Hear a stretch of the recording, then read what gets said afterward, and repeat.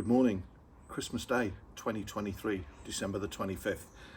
Thanks very much for watching. Today, this morning, before all the festivities start, I'm going to clean out my friend's Trudy's BSA Bantam petrol tank, and I'm going to use electrolysis. And for those people that haven't done it before, I'm using sodium carbonate, which is 99.6 pure technical sodium carbonate, light fine powder.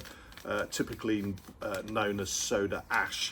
I've used a USB camera on my Windows Surface Pro to assess how bad the corrosion is inside Trudy's tank. Unfortunately, it is quite bad. I'm just going to cut to the video that shows Trudy's tank internally now, and we'll see what we're doing with.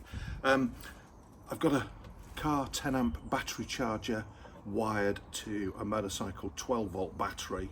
And then from there, I've got a set of jump leads. The negative will go to the petrol tank, and the positive will go to the anode. And I'll create a cap with a metal, ensuring that that doesn't touch any of the internals of the Bantam tank.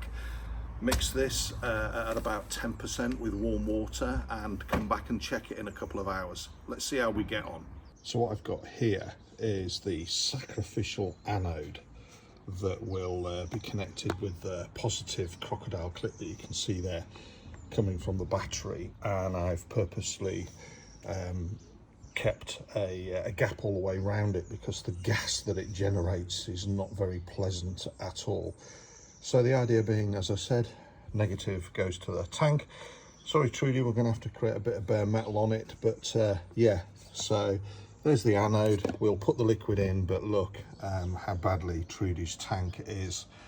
I personally think we're really on the edge of being able to salvage this tank and it being of practical use. You can see there, just moving it around in my car was a significant amount of rust that had come off this tank. But look, we're going to give it a go. It's Christmas morning. Haven't got very much else to do, so let's see how it goes. So just to repeat my methodology, I've got the neg is on the tank, the pos is on the sacrificial anode, the cables from the tank go to the battery is reinforced and charged by my smart charger, and I'd read a number of reviews to say that smart chargers can sometimes take a odd reading because of the wiring that I'm using. But we can clearly see there that I've only been running for a matter of seconds, and if we look at the reaction, I'll have to be quick. Look at that, already the rust that's attracting. So let's come back in an hour and check progress, but clearly that anode is already attracting the nasty bits inside Trudy's tank. Let's have a look. You can clearly see that. Look, that's after a few minutes. This is 41 minutes later. Oh my goodness me.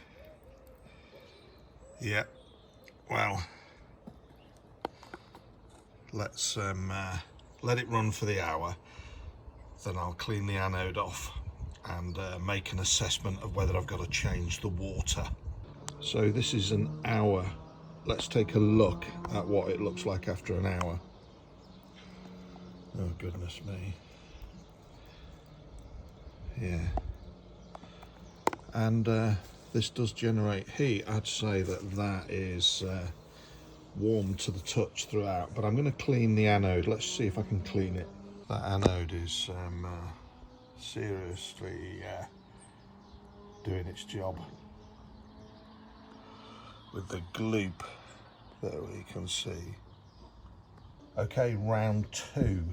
If I've noticed anything, it's the fact that the anode could be slightly longer. I don't think I'm taking full advantage of the depth of the solution, but yeah, let's give it another hour, and then if I've got to cut another bit of threaded bar, then I will. But yeah, let's go for a second hour's worth. So I'm really impressed with the results, but what I've done, and this is to be viewed as an experiment is worked out that actually the efficiency of the process is based on the surface area of the anode, and obviously the anode can't touch the petrol tank, it's got to be suspended. But what I've got here is a bit of steel bar that I've separated that actually increased the surface area of the anode and hopefully will expedite the process. But this has only been running for a few minutes, but this is Mark II. The solution's non-corrosive, Trudy, so it will absolutely wipe off, but the amount of rust that's coming off. Well, I had to move to the shed due to the weather breaking and me not being comfortable using mains electricity outside. But yeah, 2 baths and 4.5 hours. But hopefully you can see there within the tank, the rust has pretty much gone, and it's gone back to like a patinated surface. But yeah, I'm extremely pleased, more so that the fact that the integrity of the tank has remained, but there's very little remaining of that loose rust. If you like these videos, please think about hitting the like button, and better still for me, if you hit the subscribe button, and you'll be notified when further videos come out.